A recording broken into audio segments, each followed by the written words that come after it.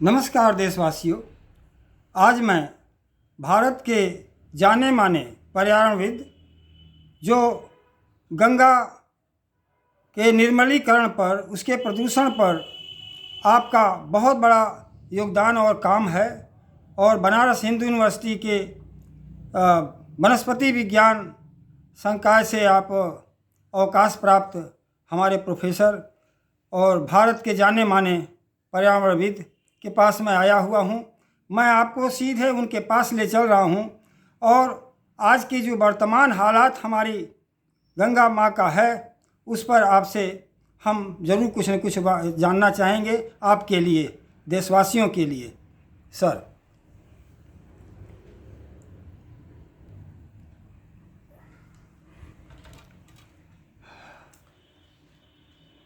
धन्यवाद। आपने गंगा जल प्रदूषण की बात की तो मुझे 1972 का वो ज़माना याद आने लगा जब पहली बार गंगा पर शोध करके और मैंने लोगों को ये बताया कि गंगा का पानी प्रदूषित हो रहा है और जिस गंगा जल के एक एक बूंद से हम स्वर्ग और मोक्ष की कामना युगों युगों से करते आए हैं, यदि हमने उसकी तरफ ध्यान नहीं दिया तो आगे आने वाले दिन बड़े भयावह होंगे और गंगा का अमृत तुल्य पानी प्रदूषित हो जाएगा। पहली बार हमारे ही शोध को आधार बना करके भारत सरकार ने संसद में इस पर चर्चा की कि गंगा का पानी क्या वास्तव में प्रदूषित हो रहा है या नहीं हो रहा है, और यदि प्रदूषित हो रहा है तो क्या करना चाहिए। और हमारे लिए बड़ी खुशी की बात उस समय हुई जब 20 जुलाई 1981 को पहली बार पार्लियामेंट ने यह निर्णय दिया अपना कि हाँ, गंगा का पानी प्रदूषित हो रहा है और गंगा प्रदूषण का खतरा बढ़ता जाएगा यदि इस पर ध्यान नहीं दिया गया। आगे आने वाले दिनों में सरकारी गैर सरकारी तमाम लोगों को जानकारी होने के बाद Ganga action plan phase first की शुरुआत हुई, सेकेंड हुआ, थर्ड हुआ। और सबसे आश्चर्यजनक बात ये थी कि गंगा प्रदूषण नियंत्रण के बारे में चर्चा होने का जो सबसे बड़ा कारण था, जब मैंने बताया कि वाराणसी में हरिश्चंद्र और मणिकर्णिका दो बर्निंग घाट हैं और दोनों को मिलाकर के 33,000 मुर्दे 16,000 टन लकड़ी की सहायता से जलाए जाते हैं। इस प्रक्रिया में 800 टन राख निकलती है जो सीधे गंगा में प्रवाहित कर दी जाती है। और हमारे यहाँ एक और मान्यता है कि शरीर को पूरा जलाया नहीं जाना चाहिए, शरीर का कुछ पोर्शन गंगा जी में जलीय जीवों के लिए प्रवाहित किया जाना चाहिए। उसका जब मैंने आकलन किया तो 300 टन अधजला मांस प्रति वर्ष वाराणसी घाटों पर गंगा में गिराया जाता था, जिसकी वजह से गंगा का पानी प्रदूषित हो रहा था। इसी के साथ साथ उस जमाने में 250 MLD billion litre per day जो बनारस का सीवेज था, वो सीवेज बिना किसी ट्रीटमेंट के गंगा जी में गिरा दिया जाता था। तो प्रदूषण के इन मुख्य स्रोतों को देखते हुए, क्योंकि पॉपुलेशन लगातार बढ़ती जा रही थी और यदि ध्यान नहीं दिया गया तो प्रदूषण बढ़ेगा, ऐसा सोच करके Ganga action plan phase first की शुरुआत 1985 में दशाश्वमेध घाट पर हुआ इसका जो है। लेकिन समय के अंतराल में चीज़ें धीरे धीरे बदलती गई। सरकार ने काफ़ी अपना ध्यान तब दिया जब 2014 में वर्तमान माननीय प्रधानमंत्री मोदी जी जब आए तो इन्होंने कहा कि मुझे माँ गंगा ने बुलाया है।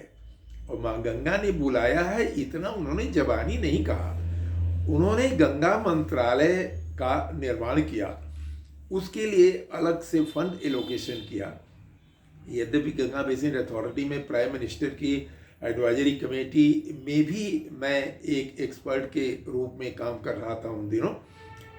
उस समय की स्थिति ये थी कि जब भी गंगा प्रदूषण नियंत्रण के लिए कोई कार्यक्रम जारी किया जाता था तो 70% सेंट्रल गवर्नमेंट वहन करता था और 30% स्टेट गवर्नमेंट्स को देना होता था।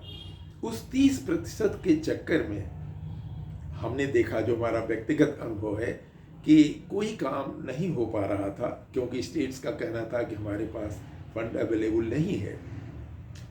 इसको देखते हुए माननीय प्रधानमंत्री मोदी जी ने क्या किया कि 100% फंडिंग जो है सेंट्रल गवर्नमेंट की कर दी, और 100% फंडिंग की वजह से जो गंगा प्रदूषण नियंत्रण के कार्यक्रम चलाए जा रहे थे उसमें तेजी से गति पकड़ लिया। और गति पकड़ने की देन थी कि पूरे, यदि आप गंगा के किनारे टाउन्स की बात करेंगे तो 4000 MLD पर डे जो है सीवेज जनरेट होता था। 4000 MLD जनरेशन में करीब 2000 MLD के ट्रीटमेंट की भी व्यवस्था अभी तक की जा चुकी है, और बचा हुआ सीवेज अभी भी ट्रीट नहीं हो पा रहा है। लेकिन यहाँ मैं आपको गंगा प्रदूषण के उस पहलू पर ले चलना चाह रहा था जो कि अति आवश्यक है। गंगा का पानी एक एक बूंद स्वर्ग और मोक्ष की कामना हम करते थे। इसके साथ साथ हम इससे फसलों की सिंचाई करते हैं, पानी पीने के लिए लेते हैं, चढ़मट तो लेते ही लेते हैं, लेकिन इस पानी के अंदर कारखानों से निकले हुए विषाक्त पदार्थ, जिसमें लेड, कैडमियम, क्रोमियम, निकिल, ये सारी चीज़ें जो मिलने लगी। और दुर्भाग्य की बात है कि हमारे जितने भी ट्रीटमेंट प्लांट लगे हुए हैं, किसी भी ट्रीटमेंट प्लांट में लेड, कैडमियम, क्रोमियम, निकिल, ये हैवी मेटल्स को रिमूव करने की व्यवस्था या उनको ट्रीटमेंट की टेक्नोलॉजी अडॉप्ट नहीं की जा रही है। इससे हो क्या रहा है कि जब हम पानी से खेतों की सिंचाई कर रहे हैं तो ये जहरीले रसायन जिनका विखंडन नहीं होता है वो पानी के साथ जब खेतों में जाते हैं तो सॉइल वाटर के रूप में फिर जो है एक कंटामिनेट या हैवी मेटल्स एब्जॉर्ब किए जाते हैं और पौधों के फूलों में, फलों में, उसके अन्न में, दाने में, इसमें जो है पूरे के पूरे फैल जा रहे हैं। ये एक बड़ी सीरियस बात है। अभी कुछ दिनों पहले हमारे शोध छात्रों ने शोध करके बताया था कि गंगा के तलहटी में ये हैवी मेटल्स डिपॉजिट हो रहे हैं। लेकिन अभी हमारे यहाँ मेडिकल कॉलेज के कुछ शोध छात्रों ने या शोधार्थियों ने ये शोध करके बताया है कि गंगा के पानी में ये हैवी मेटल्स काफ़ी मात्रा में पाए जा रहे हैं, और जिससे लोगों की न्यूरोलॉजिकल प्रॉब्लम्स भी हो रही है। ऐसी स्थिति में हमारा अपना मानना है कि पहले के जो हैवी मेटल्स गंगा के तल में डिपॉजिटेड थे, सिल्ट में डिपॉजिटेड थे, वो अब पानी में घुलने शुरू हो गए हैं। यह एक बहुत सीरियस बात है, इसको हमें देखना पड़ेगा और किस तरह से इसको रोकें, इसके लिए सरकार को पूरी अपनी व्यवस्था करनी पड़ेगी। और दूसरी बात, गंगा जल प्रदूषण की बात जब मैंने शुरू की थी तो प्रदूषण की समस्या लगातार बढ़ती जा रही थी, और करीब 3 दशकों तक गंगा के प्रदूषण की ही समस्या हम लोगों ने अवलोकन किया, और उसके समाधान की बातें भी होती रही हैं सरकार और गैर सरकारी स्तर पर। लेकिन पिछले दशक में जो हमने एज ए रिसर्चर महसूस किया अपने 50 वर्षों के शोध कार्य में, वो ये है कि गंगा में पानी लगातार कम हो रहा है। पानी के लगातार कम होने की वजह से क्या हो रहा है कि इसका फ्लो कम हो रहा है, और जब भी किसी नदी का प्रवाह कम होता है, फ्लो कम होता है, तो सिल्टेशन रेट बढ़ जाता है। और यही कारण है कि आप देख रहे होंगे कि गंगा में जगह जगह वो फरवरी के महीने में अभी बालू के टीले दिखने लगे हैं, जो कभी नहीं दिखते थे, मई और जून के महीने में दिखते थे, वो अभी टीले दिखने लगे हैं। इसका सबसे बड़ा कारण है कि जो बालू पानी का स्तर कम हो रहा है, सिल्टेशन से गहराई कम हो रही है, दोनों तरफ से गंगा का इंक्रोचमेंट हो रहा है लगातार, इसलिए पानी बहने का रास्ता भी कम हो गया है।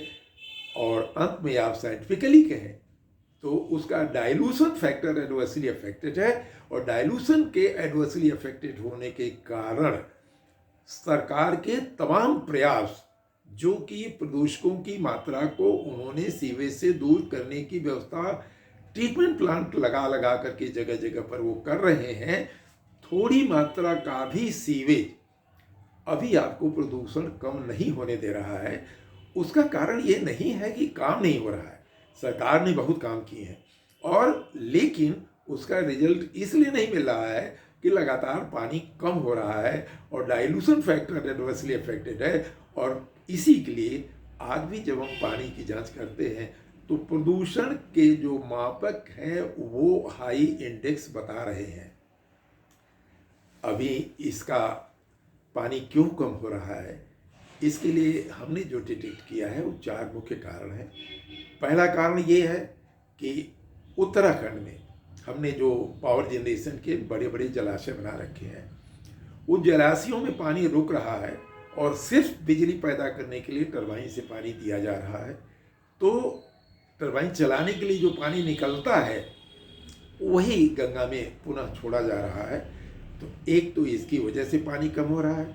दूसरे, हरिद्वार ऑनवर्ल्ड आप देख रहे होंगे कि गंगा के मेन स्ट्रीम का पानी नहरों के माध्यम से दूसरे प्रदेशों को सप्लाई किया जा रहा है, वह कमी का दूसरा कारण है। और तीसरा कारण आपने देखा कि all along the length of Ganga, पूरी गंगोत्री से बंगाल खाड़ी तक दोनों तरफ जो है हमारे लिफ्ट कैनाल पंप लगाए हुए हैं, जो इरिगेशन के काम में आते हैं, पानी को सक करके नहरों के माध्यम से खेतों में सिंचाई करते हैं, इससे पानी कम हो रहा है। और चौथा सबसे बड़ा कारण जिसको लोग नहीं जान रहे हैं कि पूरे गंगा बेसिन में इस समय भूजल का स्तर लगातार नीचे गिर रहा है, और भूजल नीचे गिरने की वजह से गंगा का पानी गंगा के रिचार्जिंग के लिए भी नीचे जा रहा है, और यही कारण है।